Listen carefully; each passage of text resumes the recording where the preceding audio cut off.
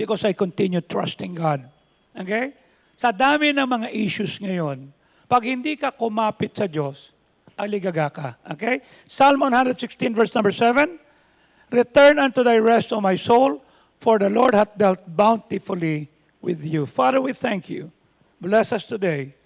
At patuloy mong palakasin at patibayin kami. Tulungan mo ang aming bansa na kami magko-contribute, hindi sa kasisira, kundi sa ikatitibay. Ingatan mo yung aming dating Pangulong Duterte, kung saan man siya naroon. At tulungan po na magkaroon ng tamang hustisya. Kung siya po ay guilty, we cannot do anything. Kung di naman po, pabalikin mo na po siya rito. At ingatan po ang aming Pangulo, ang aming mga mayor, at ang aming mga pulis. Tulungan po kami. Iisang bayan lang meron kami, Lord. Kahabagan mo ang Pilipinas. In Christ's name we pray. And all God's people say, please be seated. Thank you very much. Okay? Nung sinabi ng Panginoon, return unto thy rest, bumalik ka sa iyong kapahingahan. Bakit? Sapagkat ginawang ka ng Diyos ng mabuti. The Lord dealt bountifully with you. Kanya sabi ko sa inyo kanina, huwag mong kakalimutan. Okay? Na you're living in one of the dreams that you are praying for. You need to stay rooted in humility. You need to stay grateful. Kasi hindi ka makakarating dyan kung hindi dahil sa Diyos. Salamat sa prayer ninyo, okay? Sapagkat nagpunta ako sa Butuan, it's a far place, maliit lang yung church, at they were, sabi niya, Pastor, pasensya ka na ha? No. I can sleep anywhere. Okay? And besides, I don't eat.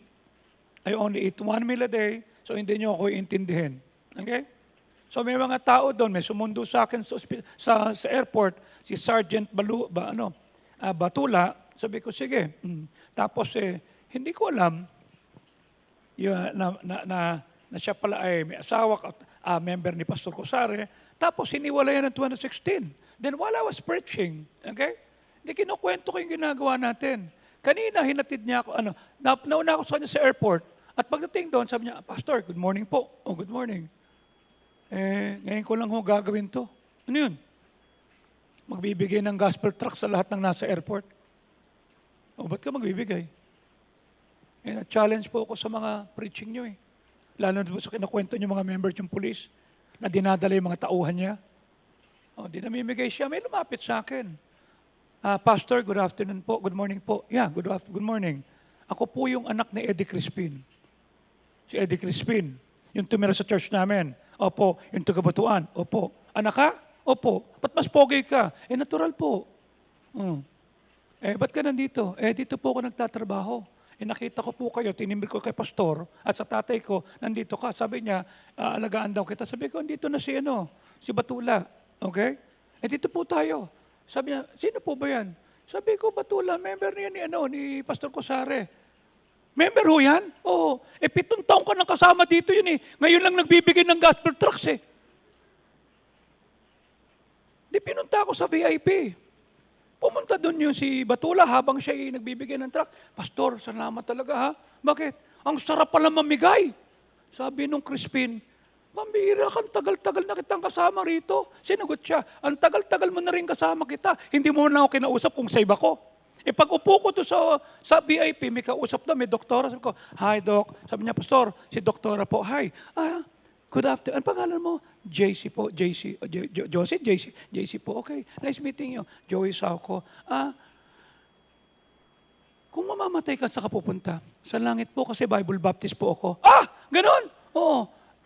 Kanino ka? Kay Pastor Brasileño po.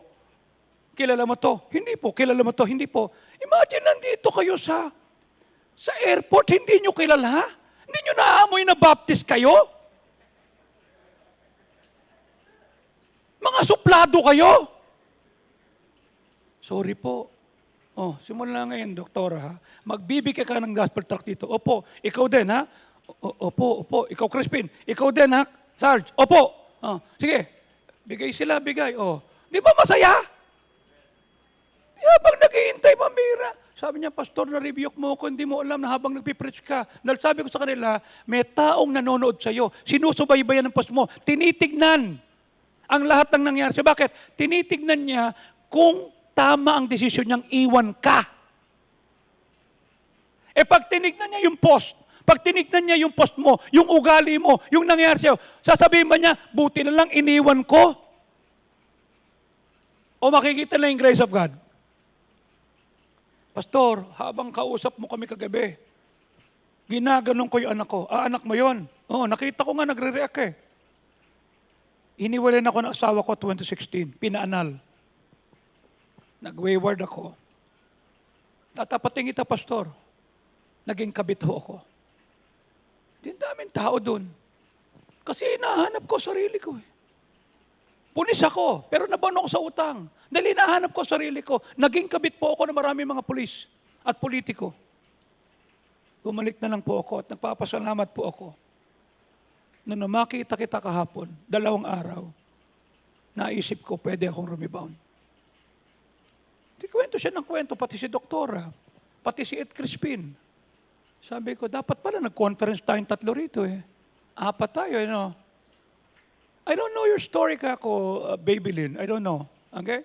But I'm so happy that you listen at nagkaroon ka. Pinadala ko lahat yung picture sa pastor niya. O Kosare, may missionary ka na sa airport.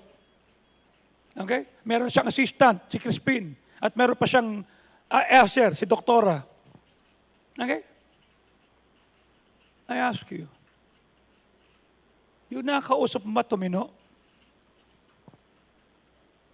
We spent 2 days. Imagine, Butuan yun ha, Butuan. 2:00 din sila umuwi kagabi. Wala nang tao sa kalye. Because they want to fellowship, they want to listen ko. Hindi pa kayo pagod? Sige po. Now listen. Sila yung mga nasa bundok. Nag-travel ng 5 oras just to listen to me. Nakamotor. Bumaba ng bundok. Sabi ko sa kanila, setbacks will come your way. Hindi mo pwedeng ma-avoid yan. Katulad natin, mawawalan ka ng trabaho, mawawalan ka ng resyo, mawawalan ka ng kalusugan. Ang tanong, pag nangyari yan, what will you do? Matatakot ka ba? Magwo-worry ka ba? Mananatili kang takot? You can worry and you can ignore your stress, or you can relax and trust God. What will you choose? Ano nakikita ng kamag-anak, ng trabaho, ng tropa mo, ng kapitbahay mo, ng kaklase mo, ng mga tao na malapit sa iyo o yung pinupost mo? Will they see God? You see? It's not about us na magpapapogi lang. No. Kanya sabi ko sa inyo, I always tell myself, kalma, relax, ka-faith. Hindi sa tao, kundi sa Diyos. Because the Lord promised to take care of us. Siya yung magpapala, siya yung magbibigay ng grace. Hindi kahit sino. Anong sabi ng 1 Corinthians 3:6? Tingnan mo ha? 1 Corinthians 3:6 and verse number 7. Okay? Anong sabi? Si Apollos nagtanim, ako nagtanim, si Apollos ang nagdilig, and God gave the increase. Are you with me? Anong sabi sa verse 7? Hindi yung nagtanim, hindi yung nagdilig, kundi ang Diyos na nagbigay ng increase. Ibig sabihin, kahit nagtanim ka, kahit nagdilig ka, pag hindi nagbigay ang Diyos ng increase, walang mangyayari. Kanya magpalakas tayo sa Diyos. Okay? Oh. Kanyang mga single na lalaki at babae, okay? Huwag kang manliligaw at makikipagsyota nang hindi ka pa tapos sa pag-aaral. Kung gusto mo manligaw, tumigil ka sa pag-aaral. Ganun lang kasimple. Hindi ka ba nahihiya kay John Rapp? Tama? 24 years old. Tama? Teniente. Next year, kapitan na, pasado na siya. Iniintay na lang yung time element. Graduate, scout ranger. Walang girlfriend. Pero nakita ko na kung sino yung kinikilig sa kanya. Sinasabi lagi, pambirang ganda na, napunta kaya ako doon. Sabi ko, pambirang lagi ka nandito sa tropa ni Pastor Juba. Sabi ko, may girlfriend, may boyfriend dati yan. Hindi po, on and off. Alam na rin niya. Sabi ko, sinasabi ko sa iyo, ha? 24 na po ako, Pastor. Last year, 26 na po ako. Ready na po ako. Huwag mo nga hayaan. Kahit nagtatanim ka, kahit nagdidilig ka, if God will not give an increase, kasi hindi siya naluluwalhati, wala. We need to show to the Lord that He can trust us. Okay? The Lord promised to take care of us. You cannot trust God and worry at the same time. Hindi maganda yan. Okay? Kanya sabi ng Proverbs 14:30, ang isang puso na payapa, buhay ang katawan. Pero pag nainis ka, nainggit ka, mawawasak ang katawan mo. Okay? God said that a heart that at peace is a healthy heart. A heart at peace gives life to the body. Pero pag nainggit ka, maraming sakit sa katawan yan. Okay? You can have the best health, you can plan around, you can eat fresh, healthy, organic, and proper. But if you're resentful, galit ka kay BBM, galit ka kay Lisa Marcos, galit ka kay Martin Romualdez, hindi ka naman nakilala. Galit ka sa kapitbahay mo, galit ka sa kaklase mo, galit ka sa pinsan mo, nagpaparinig ka pa. If you're resentful against someone in your life and worry about tomorrow, your health will suffer. Mahirap magkasakit. Okay? As we face big challenges every day that look too big, yung dreams natin will be impossible instead of going around discouraged and thinking it will never go to work out. Why don't you rest in God? Why don't you let God, sabi mo, He's everything to me, then let God be God. Ang susi for you to be discouraged, for me to be discouraged, is to see that God is opening new doors and turn the negative situation so they'll never get what He has done. Lahat tayo pwedeng lumingon sa nakalipas and see the hand of God. So we need to relax. Now what do we need to understand as we relax? We need to start remembering how much God loves you. Have you ever realized how much God loves you? Alam niya lahat ng sikreto mo. Alam niya lahat ng kagaguhan mo at kasalbahian natin. Alam niya lahat ng kasinuhan natin. And yet He loves us. He died on the cross for us. Imagine, kinuha niya yung sala ko. Siya yung tumos. Siya yung umalili sa akin. You see? Are you saved? Are you going to heaven? Oh. Okay. Gusto kong maintindihan nyo that the one who holds your hand will never let you go. Ano sabi ng John 10:28? At binigyan ko sila ng buhay na walang hanggan. At hindi sila mapapahamak. At walang kahit sino man ang pwedeng mag-alis sa kanila sa aking kamay. Okay? What does it mean? You see?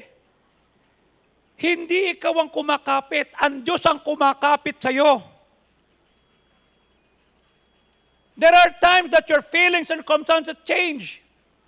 But God is steady, God is sure, He is faithful. Nung maging Kristiyano ka, He promises to keep you safe and saved until heaven.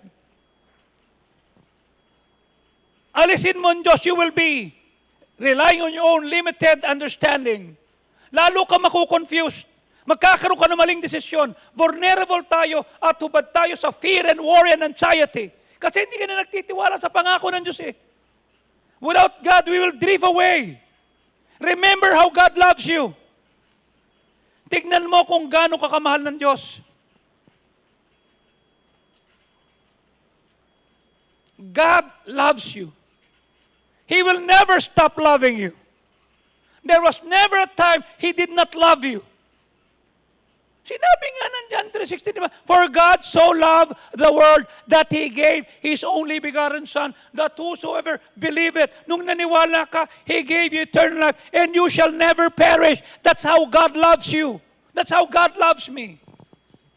He would not love you anymore or any less. You see? Minahal ka niya, tapos.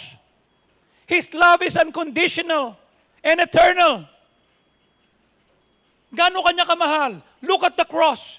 Gaano kanya kamahal? Tinubos kanya ng sariling dugo. Gaano kanya kamahal? He gave me eternal life. Unworthy as I am. Ano sabi ng 1 John 4:16? At ating nakilala at sinampalatayanan ang pag-ibig ng Diyos sa atin. Ang Diyos ay pag-ibig. At siyang nananahan sa pag-ibig, nananahan sa Diyos, at ang Diyos ay sa Kanya. Tanong, nananahan ka ba sa pag-ibig o galit? Anong opposite ng love? Hate, tama? Can you say you are living in hate and then you love God? Walang puwang ang galit pag save ka. Dahil may Diyos tayo nagaganti sa atin. May Diyos na magtatanggol. You know what I'm saying? Anong sabi sa verse 17? At narito, ang pag-ibig ay naging sakdal sa atin upang tayo magkaroon ng pagtitiwala sa araw ng paghukom. Kung sino siya, ganun din tayo. Tanong ko sa iyo, is God a loving God? Then why are you hateful? Ba't nagpaparinig ka? As He is, so are we in the world. Nang-away ba si Kristo? Hindi. Nagparing ba si Kristo? Hindi. Anong sabi ko sa inyo? If you love Jesus, you need to love Judas. You see? In Matthew 16, sinabi ni Kristo, sino ako? Sabi ni Peter, ikaw ang Kristo, ang Mesaya. Sabi ng Panginoon, tama, hindi galing siya, galing sa Diyos yan. Sabi niya ganun, papatayin ako, uhulihin ako. Ano sabi ni Jesus? Sabi ni Diyos sa kanya, get thee behind me, Satan. Hadlangan mo. And in Matthew 26, narito si Judas, okay? Pinagkaluno, ibibenta. Pero hindi niya hiniya. Hinugatan pa yung paa. Pinakain pa. At sinabi niya, isa sa inyo, ipagkakaluno ako. Ako ba yon? Sabi ni Jesus, sinabi mo eh. Pero hindi niya hiniya. And then later on, nung doon sa tinatawag na sa kusana nanalangin si Kristo, pumunta si Judas, hinalikan. Ano sabi ni Jesus? Hi, friend. Hindi in-unfriend. Ba't ikaw gigil na gigil ka?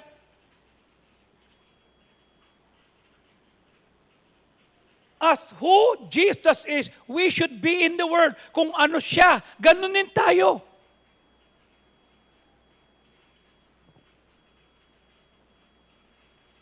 Yan sabi ko sa inyo, di ba? When I realize the love of God, I remove hate in my life. Kasi, wala na akong puwang para mamuhi. Bakit? Kung ano si Kristo sa mundo, dapat ganun ako. Hindi na ako mang-aaway. You see? Ano sabi ng verse 18? Walang takot sa pag-ibig. Kung di ang sakdal na pag-ibig, nagpapalaya sa takot. Kasi ang takot, may kaparusahan, may torment. At yung natatakot ay hindi ginawang sakdal sa pag-ibig. Do you remember how God loves you? Can you not give it to others? Okay? Halimbawa, may nangyayaring hindi maganda. Tahimik ka. Okay? Alam niyo po mga kapatid ang ibig sabihin yan? Pag may nakita kang problema, tapos tahimik ka, tapos wala kang ginagawa, ha? Ang ibig sabihin yan, okay? Natutuwa ka sa problema ng iba. Okay? You are happy and rejoicing. Buti nga sa kanya. Eh kung sa'yo kaya mangyari yan? Right? Kung ikaw kaya paluin, ang tawag dyan, schadenfreude. Okay? The joy obtained from the troubles of others. Natutuwa ka bang makita yung kiniinisan mo, pinadapa ng Diyos, pinalo, nalugi, nasunugan, nagkasakit, namatayan? Ang tawag dyan, schadenfreude. Okay? Joy obtained from troubles of others. Meron pang isa. Okay? epikecheira, taking joy in another's misfortune. Sabi ng mga Hapon, mishiuma, meaning, nagkakaroon ka ng satisfaction on someone else's failure. Sabi ng Hebrew, shimshalaed, rejoicing at enemy's downfall. Nasaan ang pag-ibig ng Diyos? Pag save ka, wala kang dapat kasiyahan kung hindi yung kalooban ng Diyos.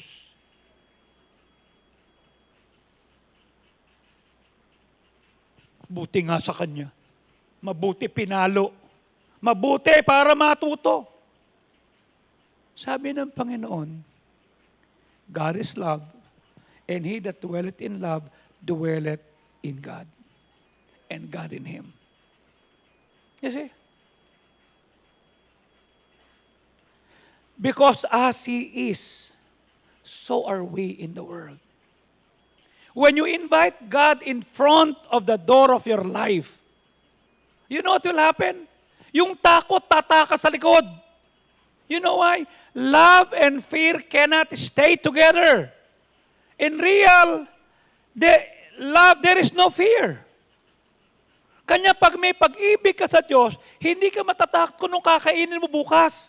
Kung ano isusot mo, bakit? Kasi nananang ka sa Diyos. So wala kang galit, wala kang puot, wala kang inis, wala kang, There is no fear. God is a perfect love. And He drives out all the fear. On your own, hindi mo kaya yan. But God can. Kanya nga pag tinitignan ko kung ano kasaysayan natin dito. 1996, kakaunti tayo. Tapos wala tayong kapasidad. Pero ginawa natin, nanaan tayo, hindi tayo nang-away. We never use the pulpit to attack anybody. I will never allow any person to stand behind my pulpit to attack any pastors. Kanya lahat ang tumatayo dito. Pag may conference, di ba? Sinasabi ko, ito mga topic nyo walang titira sa iba. Bakit? Nakalagay dito, Sir, we would see Jesus. Nakalagay dito, we preach to motivate, not to devastate. Gagamitin mo yung pulpit ko, aatakin mo ibang tao? No! It's a no-no here. Tapos papupuntahin mo yung mga tao ko dyan? Ano mapupulot nila dyan?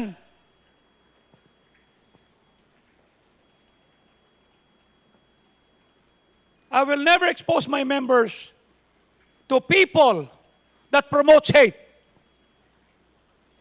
Marami na silang problema. Hindi nila kailangan yan. Kasi, we need to promote God. We will not allow anybody to compare us to anybody. Masaya akong sasabihin, purihin ng Diyos kahit hindi kami ganon. Malaki lang tayong tignan, pero pag tignan mo yung member din walang mayaman dito. Naglalakad nga lang yan si Tess. Itong si Fernan at saka si, mukhang maganda lang at mukhang mayaman to si Delia. Kasi yung kanyang buhok ay parang nagpasalon. Siya lang yan, tsaka si Hazel lang naglalinis niyan. Kasi, pag tinignan mo itong si MJ, parang, no. Hindi na kumakain ng kanin niyan, kanya-ganyan yan. Kasi nagtitipid na dahil mahal ang kanin. Kamote na lang. Pero hindi mayaman yan. Pero yung umabot tayo sa top 20, kasiyahan natin yun. At kung meron pumupuntang iba, amen! Masaya tayo doon.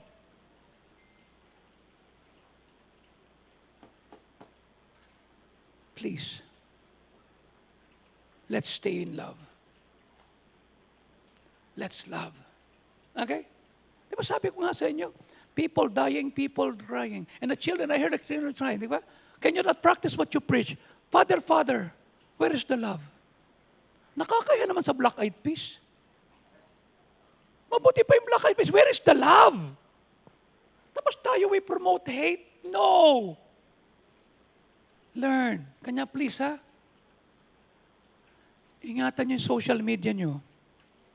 You don't allow your social media to be controlled by the devil. Promote God. Promote the sovereignty of God. You may not like who is sitting in the palace or in the city hall, but God is the one who puts and ordained power. Nung bumoto ka, tapos na.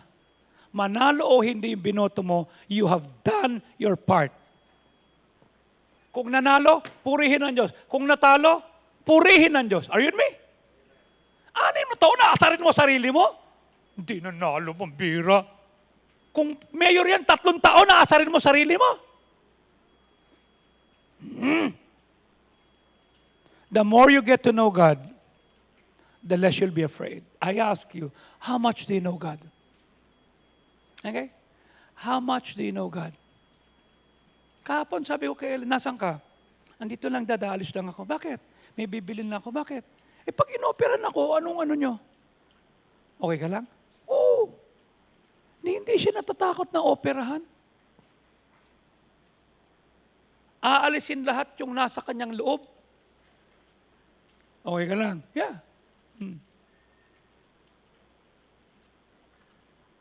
Handa ka na. Sa langit naman ako pupunta. Parang gusto niya nang mamatay mo rin eh. Di ba sabi ko nga sa inyo, Pastor Fardos rushed to the hospital. 5th floor, 2:00 na kami umuwi. Kinabukasan, Micah was rushed to the hospital. 3rd floor, St. Luke's. At the same time, Bron was brought to the hospital. Dengue, 8th floor, St. Luke's. Doon kami inaabot ng gabi. Nagpos ba ako? Kamoting buhay to. Lord, nasaan ka, Lord? No. My God is sovereign. He's in control. And He allowed it for a purpose. Why? For me to learn to depend and learn to see and to know Him more so that I will not be afraid. Sinasabi ko, Lord, ako na lang sana. Sila nagkasakit. Anong gagawin ko? Aasarin ko sarili ko? Ay, hindi na. Pinahintulutan ng Diyos. They let it be. Kukwestiyonin ko? Hindi na. Ang buhay ka pa, Victor? 140 a month yung bayad nyo para sa kapatid mo. Kaya nyo pa? Ikaw, Moreng, ba't tumayo ka na? Ikaw tatawagin ko eh. Istoy, Moreng. Ha? Kaya mo pa? Ha? Namatayan ka na ng anak, ng kapatid. Okay? Tapos mawawala pa yung pandinig mo. Are you with me? May mga mangyayari sa atin. You see? Hindi mo mapapaliwanag yan. Pero kung meron kang Diyos at kilala mo Diyos, you will not be afraid. You will learn to dwell in love. Remember how God loves you. Mas malapit ka sa Diyos ngayon kaysa dati. Kasi ang unang prayer mo noon, Lord, I'm a sinner, I'm going to hell, and I want you to be my Savior. Am I right? Ngayon, ang dami mo ng prayer. Ang dami mo nang alam na memory verse. Am I right? Nagso-soul winning ka pa. Nagbibigay ka pa ng gospel tracts. Are you following me? Mas malapit ka sa Diyos ngayon. Kanya dapat mas alam mo yung pag-ibig ng Diyos sa'yo. You can stay relaxed and continue trusting God and start remembering how God loves you. Wala akong pakialam if other people don't love me. I don't care. Basta ang alam ko, God loves me. And that nothing's gonna change that love. He loves me. Period. Masaya na ako doon. Okay? I am relaxed because I continue trusting God and I start remembering how God loves me. Pangalawa, I start remembering that God's plan is good. I ask you, do you believe that God has a plan for you, Naldi? Do you believe that God has a plan for you, Steve? Do you believe that God has a plan for you, Kian? Do you believe that God has a plan for you, Ajoy? Do you believe that God has a plan for you, Lucilyn? Remember, God has a plan for you. God does not have bad plans for you. Wala siyang plano na, pahihirap ako tong si Rose. Pahihirapan ko itong si Lyle. No! When we say God has a plan for us, it does not mean that nothing bad will happen to you. May mangyayaring hindi mo maiintindihan, may mapaplatan, may masasabugan, may mawawalan ng trabaho, may magkakasakit, ayun may. Ang mahalaga, bumabalik ka. Okay? May mga panahon that you will not get everything you want. Ang tagal mo nang pinagpipray na sana magkaroon ako ng trabaho. Ang tagal mo nang pinagpipray na sana meron kang promotion. Ang tagal mo nang sana magkaroon ka ng sale. Perhaps this year it will not happen, but God is still God. Kasi tinitingnan ng Diyos, pag binigay ko ba ito sa Kanya, faithful pa ba siya? Will He still pray? Will He still attend a prayer meeting? Will He still give to mission? Will He still honor me? Pag binigay ko yung hinihingi niya? Ilan sa inyong kakilala nung elementary faithful, nung high school faithful, nung mag-college hindi mo na makita? Hindi na nga nangiti. College sinabi ko, hindi senior high. Nung magkatrabaho, hindi mo na makita.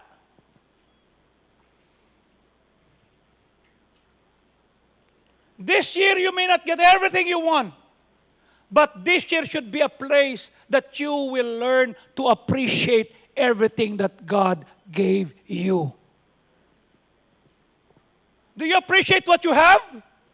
Do you still have health? Do you still have a family? Meron ka ba natutulugan? Have you appreciated that? O sinasabi mo, ayoko na masikip, ayoko na maputik. Have you appreciated what you have? What you still have, maaring walang dagdag, maaring walang promotion, maaring walang madagdag na kita. But the thing is this, pinasasalamatan mo ba yung meron ka pa?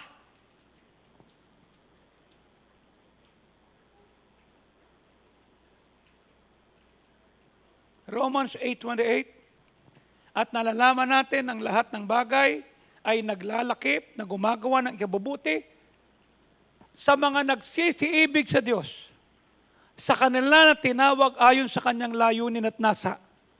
The Bible says, all that happens, meaning, lahat ng nangyari sa iyo, nakunan ka, nagkasakit ka, inoperahan ka, inaway ka ng asawa mo, napalayas ka sa bahay, all that happens will fit into God's plan, not just good stuff. What does it mean? Continue loving God in spite of. Nagpapatuloy ka kahit na. Hindi dahil sa. Madaling maging faithful dahil sa na-promote, may jowa, may asawa, maganda trato. Paano pag hindi maganda trato? Di ba sinabi ko sa inyo? Nung malaman ni Mr. Lau, waka nga kanya pala kulang bayad-bayad dito, hindi pala babayad yung Pastor Fardo na yan. Anong ginawa kay Malu? Pinamili siya. Pili ka. Church, ako. Ito namang may topak na to. Church.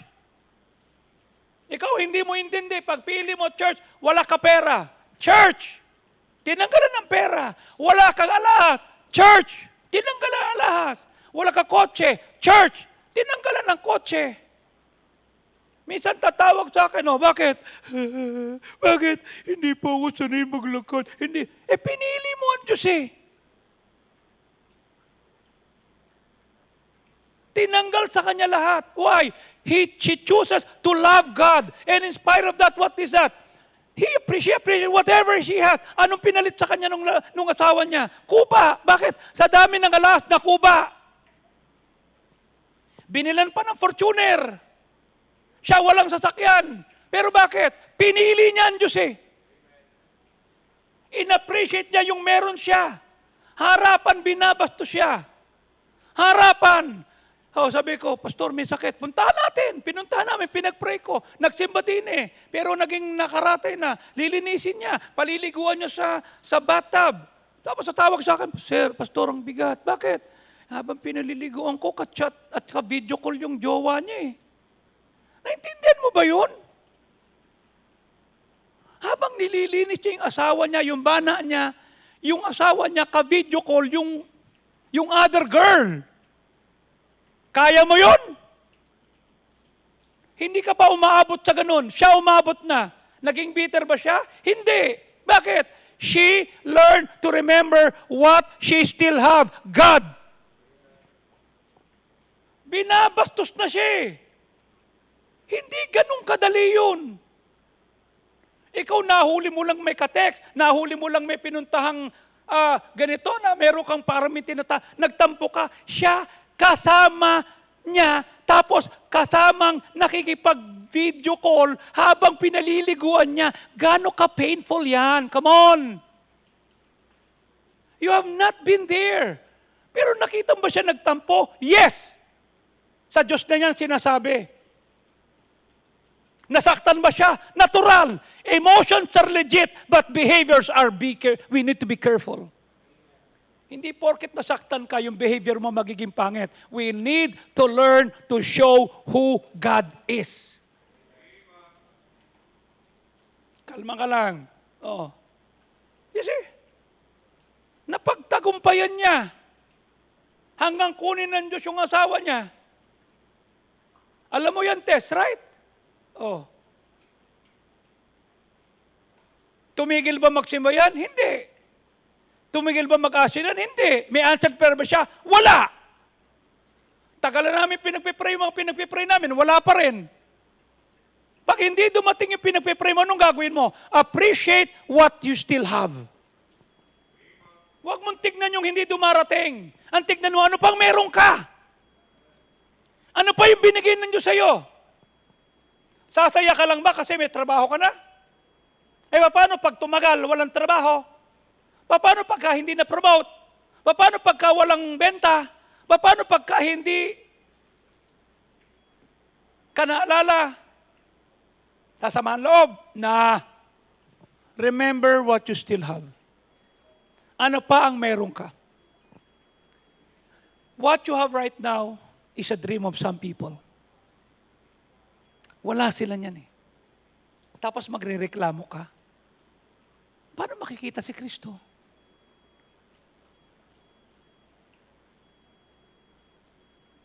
God can and will bring good out of everything. That is my God. My sovereign God can, my sovereign God will bring out good of anything. When Jesus died on the cross, God brought tremendous good out of the bad. Imagine, dinala niya yung sala ko, dinala niya yung sala mo para ma-save tayo. Anyone can bring good out of good. Okay yan. But God specializes in bringing good out of bad. Ako kaya kong pagandahin yung maganda. Pero yung pangit, hindi ko kayang papagandahin yan. Tama? Tagal ko nung pinagkatrabaho itong mukha ko, hindi gumaganda eh. But God can make my bad attitude good. Tanong, do you appreciate what you still have? Paano pagkatapos ng election bond wala nang order? Tama? Paano pagkatapos ng summer wala nang liga? At matumal na, wala nang order. You see? Will you still appreciate what you still have? O mainit ang ulo mo? Pastor, hindi mo na ako magpipreacher. Oh. Si Aldrich na muna. Paano ako magpipreacher? Oh. Ikaw ba, sumama loob mo, Michelle? Inabot ka ng alas 12 ng Sunday? Lunes, birthday mo? Oh. Babantay ako dito. Birthday ko. Hindi man lang ako binati ng mga to. Nakalimutan lang, Lunes, birthday ko. Mantalang ako pa nagbukas ng gate doon kina Rene, paglabas. Ako pa nagbukas ng gate niyan kina Jenny. Hindi man lang binasa. Hi Michelle, happy birthday. Kanya nakasubsob na lang ang ulo niya sa cellphone. Mabuksan na. Sige, labas, sige. Dahil ba walang bumati sa'yo ng birthday mo nung Lunes? Hindi mo na-appreciate yung meron ka? Lahat tayo pwedeng magbigay ng mabuti sa mabuti. Pero ang Diyos, kaya niyang ilabas ang mabuti mula sa pangit. And both of those truths revolve around this. You must choose faith over fear. Piliin mo ang pagtuo. You see, kanya kagabi natuwa ako. Just around 70 people. They gave 732,000 initial commitment. You see, pagkatapos doon, sabi niya, Pastor, pasensya ka na ha? Bakit? Wala kaming love gift sa iyo. I'm not here for love gift. I'm here for you. Okay? Hindi, nagpalakas talaga ako sa iyo, Pastor. Kahit di namin kaya eh. Pumupunta kami mag-asawa dyan sa conference mo eh. Di ba? Nung sinabi mong nasa Panabo ka, pumunta kami. Kasi gusto ko mapansin mo ako eh. Napansin naman kita eh. Oh. Di ba tawag ko sa'yo, Santo Niño? Sabi ko sa kanya, nakita niyo si Pastor Cosare? Tingnan mo itsura niyan. Di ba? Putot, upawang buhok, malakas ang bunganga, malakas ang boses. Pero tingnan mo asawa niya, ang ganda. Bakit? Faithful. Soul winner. 20 nababaptize every month. Kanya ginamtimpalaan ng magandang asawa. Ayan si Melanie. Melanie, tumayo ka. Tingnan mo si Melanie, maganda? Opo. Tingnan mo asawa niya. Maot. Meaning pangit. Bakit ganyan? Hindi faithful. Hindi soul winner. Hindi giver. Kanya pinarusahan siya ng Diyos. Ayan. Sabi ni Freddy, kapal mo tol. Ginanon mo. De, tropa yan. Okay? Eh, nung makita ko ngayon, yung mga kapatid ni Melanie, puro babae, 8.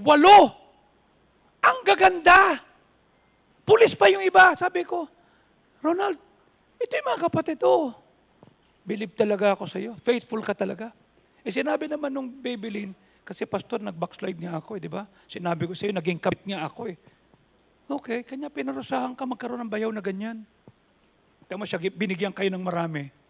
Kasi lahat sila faithful to the church. Nanonood niya eh.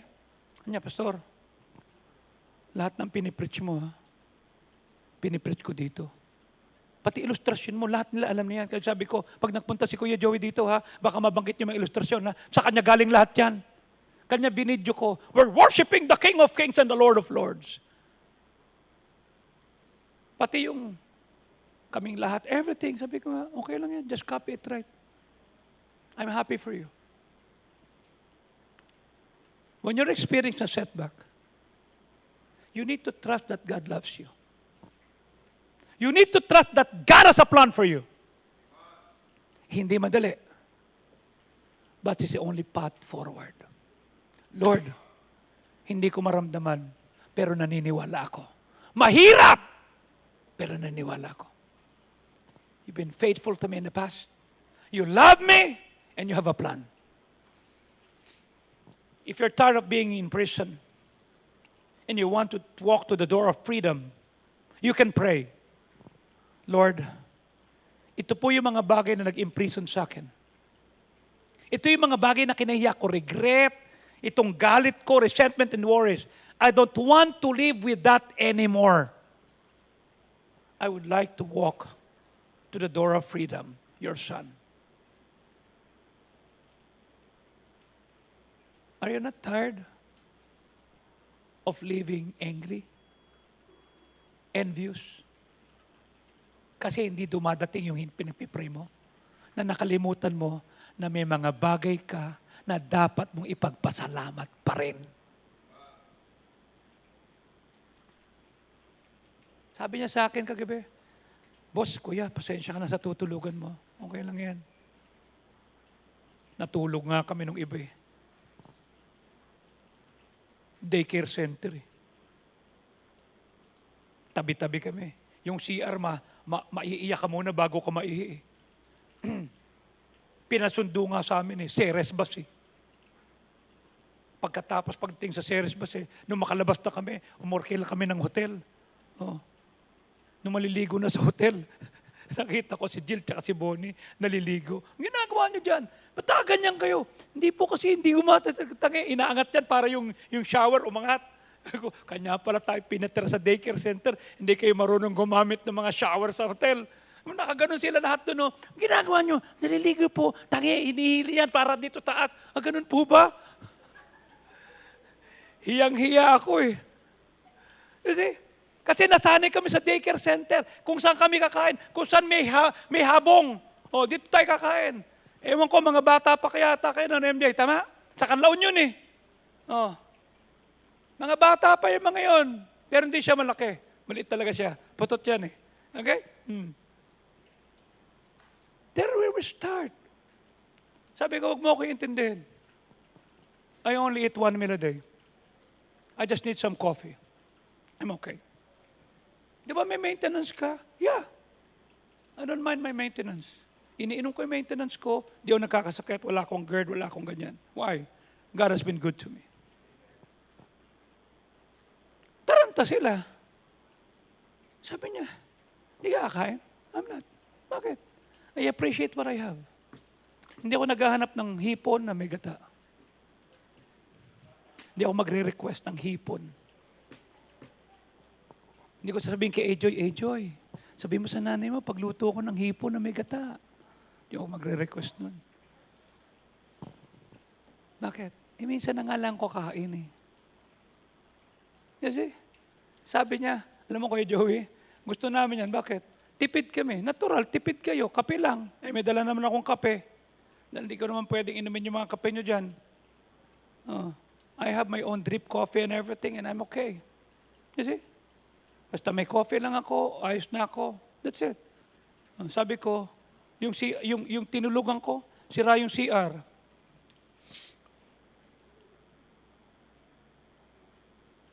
Tumawag ako, hi. I have some problem dito sa CR ko. Sige po, pinapunta si Ron. Sabi ko, Ron, sira yung CR ko eh. O nga ho eh. Ay, kagawin ko yan, sir. Pero tika mo na, Ron, ilang taong ka na? 30 years old po. Okay. Saan nagcha-church? Wala po akong charger. Hindi ka saan ka nagcha-church? Hindi po, wala nga po akong charger. Church! Simbahan. Katoliko po ako. Ako katoliko rin. Kanya alas 12 na nag-soul winning pa ako. Yung church, charge. Ang tingin yung church. Di tawan-tawa ako gabi na. Sabi ko, matutulog na sana, kanya lang. Sabi ko, buti Ellen, di ka sumama. Kasi operan siya. Nakapunta kami sa Aurora, yung tutulugan namin, gaganon ka talaga kasi wala eh. Sa itaas ng Caltex. Okay? Hindi ka pwedeng mag-request doon. May Starbucks mo dyan, pupunta ako. Look, ang liliit ng church yan, tapos magre-request ka na kung ano. I just enjoy what they have. Pahihirapan mo pa. Kanya, Pastor, nagdala ako talaga ng mga manok ha. Bakit? Di ba binati mo, sabi ni Pastor Wesley, mga 3 hours away siya. Di ba nakita mo, nagpakuwala ako ng mga manok na ganyan? Di ba binati mo, uy, sarap yan ah. Ito na Pastor, mga manok. Binigay sa akin yung nagluto siya ng tinolang native na manok. Wow, sarap ah. Tinola to, opo. Ba't parang giniling? Kasi dinagdad yung mga ano. Sabi ko, parang ayaw mo ata akong pakainin. Sabi niya, ano yan, marami po yan. Sabi ko, parang Tapos itong kinain ko na, ang sarap talaga. Ang lambot ng papaya, ang sarap ng sabaw, pero yung manok, kasi native. Hindi naman pinakulo maganda. Kasi nagmamadali sila. Sabi ko, alam mo, sarap talaga. Sabaw lang ulam na. Habang kumakain kami, paano kung halimbawa, maarte ako? Alam mo ba kung gaano kalaki church ko? Mas pakakainin mo ako ng ganyan? I appreciate what I still have. What is that? Sabaw. At saka, papaya. Talagang sabi ko sa iyo, ang sarap. Sabi ko, alam mo, pengi pa ulit. Nagustuhan niyo, ang sarap po. Sabi ko sa iyo. Di mo sabi, ang tigas ng manok eh. Ang tanong ko, mga away ako. Maaasar ako. No, appreciate what you still have. Nag-effort na nga sila, nagluto na, nagbuwis-buhay yung 5 manok, nagbuwis-buhay. Tapos hindi mo pa appreciate. 3 oras nagbiyahe para dalhin yung manok. Sasabihin ko, tigas-tigas naman ito. Nag-effort na nga. Do you appreciate what you still have? Yes, if you love God. Yes, if you abide in His love. Yes, if you remember how God loves you. Yes, if you remember that God has a plan for you. Amen? I ask you tonight, do you still appreciate what you have? Kahit na walang promotion, kahit hindi nakuha yung answered prayer, kahit na hindi ka napansin, will you still appreciate what you have because you believe that God has a good plan for you? Do you believe that? O di, huwag ka na sumausaw sa politika. Huwag ka na mag-post ng kung ano-ano. Am I right? Ha? Nakatingin ako sa iyo. Dahil sabi mo, guys, basahin nyo to. Tigil mo na yun, ha? Ha? Yung post mo kanina. Okay? Okay? Let us show that God is good. We may not like what is happening, but God allows it. Ano sabi ni Job? The Lord giveth, the Lord takes away. Blessed be the name of the Lord. That's what Bible baptism is. That's what kanya sabi ko, I am a child of God who happens to be a Filipino. Sumagot yung isa. A Filipino is worth, ano ba yun? Ano yung linala? Worth dying for? Hindi, kay ano yun eh. Sa Dilawan yun eh. Ano yun? A Filipino is worth? I'm not a Filipino for nothing, di ba? No. My being a child of God comes first. Bakit? This world is not my home. My job is to show who God is. Kahit na. Tama? May nakita pa nga ako sumagot eh. Iboboto ko kayo lahat. Nabasa ko yung comment mo, kamote ka.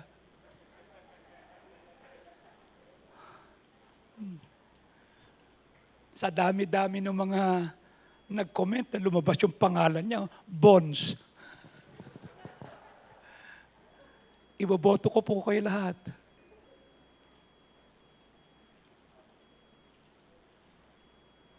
God is good.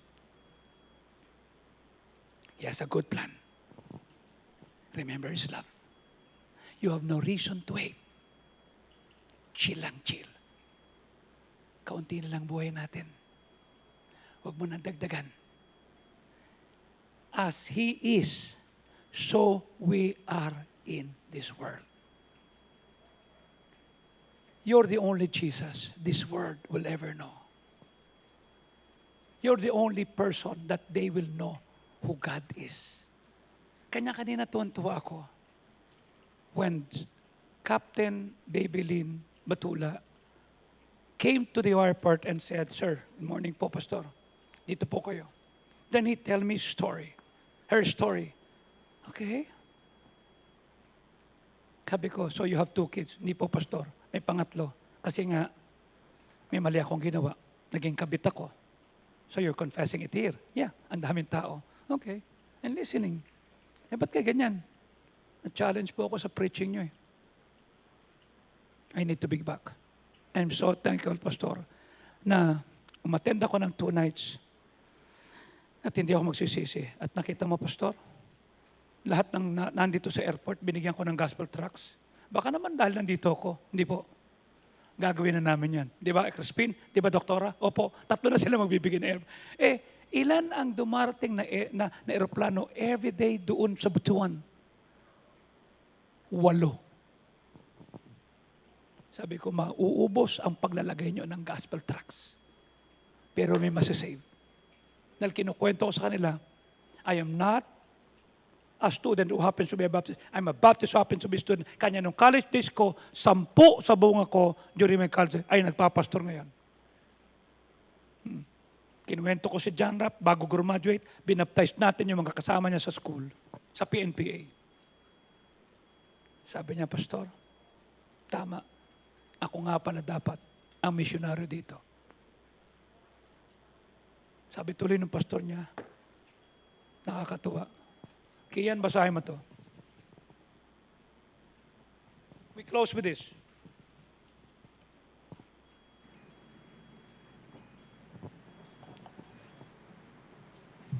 Pinakita ko yung mga pictures. Sabi ko, kita mo, nag-soul winning agad.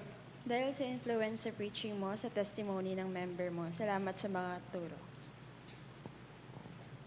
Kapitan, dahil kinuwento ko lang paano kayo mag-soul winning. Yung isang kapitan na hiniwalay ng asawa, pumatol kung kani-kanino, nabuntis, nagkaroon ng anak, naging kabit, inayos ang buhay, at tumarin yung preaching, sabi niya, Pastor, I have more reasons to be back to the Lord. The first thing she did, she win souls. Sabi ko, pinakita mo lang talaga nag-repent ka. Bakit? Psalm 51, Timo. Let's all stand up. Psalm 51. Okay? We're done. Okay? Psalm 51, sabi ng verse number 10, create in me a clean heart, O God, and you a right spirit within me. Ito yung sinabi ni David nung nagkasala siya. Verse number 8. At verse number 11, cast me not away from thy presence. Mali na ako, hindi na ako alis sa'yo. Huwag mo alisin ang Holy Spirit sa akin. Verse number 12, restore unto me the joy of thy salvation.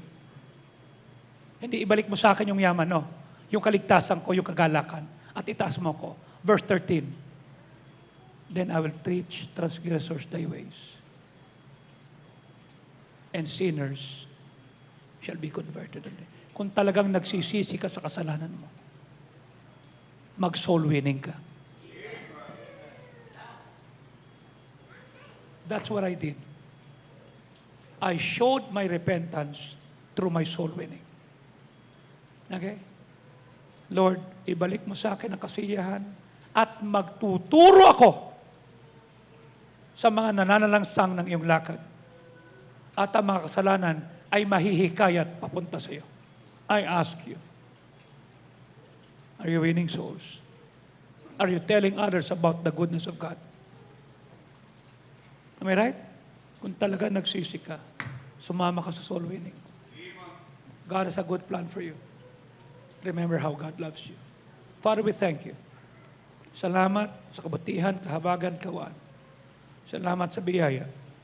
Salamat, minahal mo kami.